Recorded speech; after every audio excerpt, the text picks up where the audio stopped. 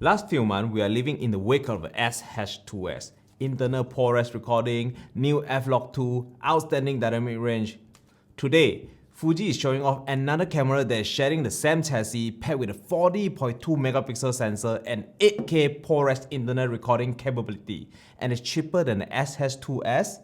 Yes, it's the X-H2S without the S, the Fujifilm X-H2.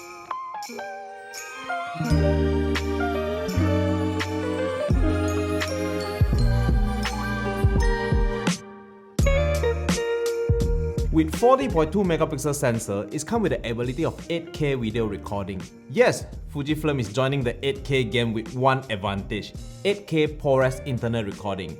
If I'm not mistaken, this is also one of the cheapest 8K solution in market today, just $1 under 2,000 USD. Let's run through the spec quickly before we dive into the core of today. So it's 40.2 megapixel S-Run sensor, S processor 5, continuous shoot up to 20 frames per second, pixel shift multi-shot, combine them into 160 megapixels, 8K video up to 30p, 4K video up to 60p, Full HD 240p, f-log2, ProRes internal recording up to 8K 30p, ProRes RAW and Blackmagic RAW external recording up to 8K 30p too. Judging by the spec, this is an excellent and very capable hybrid camera, but X-H2S also an amazing and fantastic hybrid camera. Both of them share many similarity but also very different. Same but different, but same. If you're as confused as me, don't you worry about it. Together we find out how different they are. Start with the most obvious, 40 megapixels on X-H2 versus the 26 megapixels on X-H2S. You don't really even have to look for it, it's for sure 40 megapixels give you more detail than 26, just simple math. And X-H2 does have the pixel shift multi-shot just like what we get on the GFX series. This is the first X series camera get this treatment, and it combines 20 shots into one 160 megapixel photo. As this is a pre-production unit, it doesn't actually work on my unit yet. When it comes to the continuous shooting speed, this is where the X-H2S shine. 40 frames per second versus 50 frames per second on X-H2. X-H2 can go up a little faster at 20 frames per second with some crop, but still nowhere near the X-H2S. The only time X-H2 win over X-H2S in terms of speed is the speed of electronic shutter. From 1 over 32,000 on the X-H2S, X-H2 get a 2.5 stop more, 1 over 180,000. I simply can't imagine myself having any need of this sort of speed, but I'm pretty sure it's gonna help some photographers in their works. I mean, under really intense suns on snowy field, maybe. Photography-wise, the differences is simple enough to me. Resolution and continuous shooting speed. It's an easy A or B decision depending on which type of photographer you are.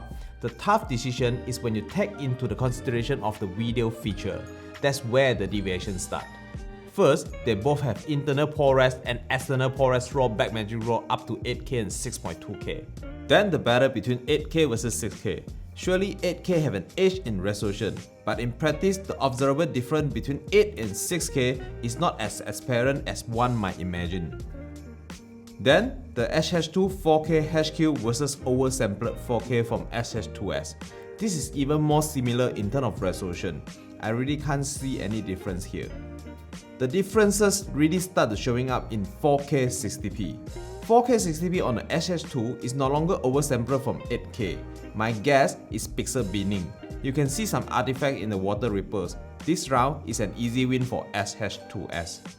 Lastly, f-log2. On paper, it's 13 plus stop versus 14 plus stop. Again, this is a difference that can probably only be proven from lab tests. But from my limited resource, it's again not much of a difference just looking at it. But one thing worth noting is a new sensor on X-H2 have a lower limit of ISO 160 without going into the extended range. This reflects in the base ISO in f-log2 as well, being ISO 1000 instead of ISO 12050 on the X-H2S.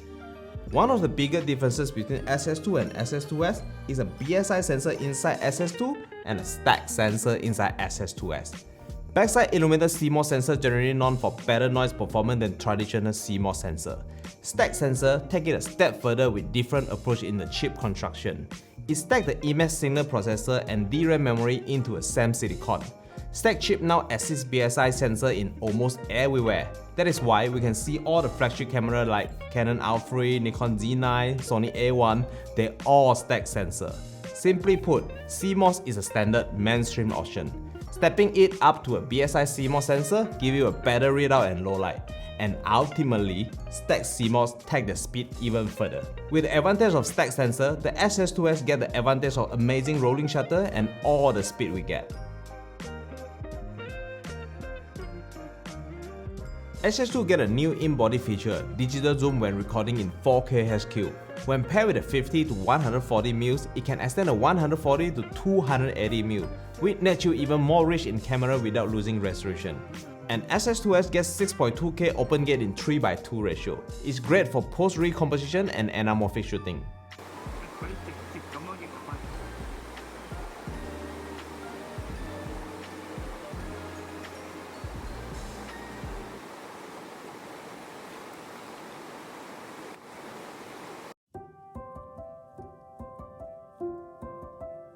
With the lowest price tag, the X-H2 offers an incredible deal for anyone who wants an excellent hybrid camera that is high resolution in both 8K and 40 megapixel photo. And for those willing to pay, we will get the best of Fuji flagship experience currently on offer. Stack sensor provide excellent readout speed for sport and wildlife photography. Outstanding rolling shutter, 4K 120p, 6.2K open gate for fellow filmmaker. This is a tough choice for many. As for myself, I'm leaning more toward the S. Let me know what about you. Which one you plan to get? That's all for this video. If you love to see more content just like this, comment to let me know. Consider subscribe and give me a big like. I'm Jayz. See you in the next video. It's good for my B cam maybe.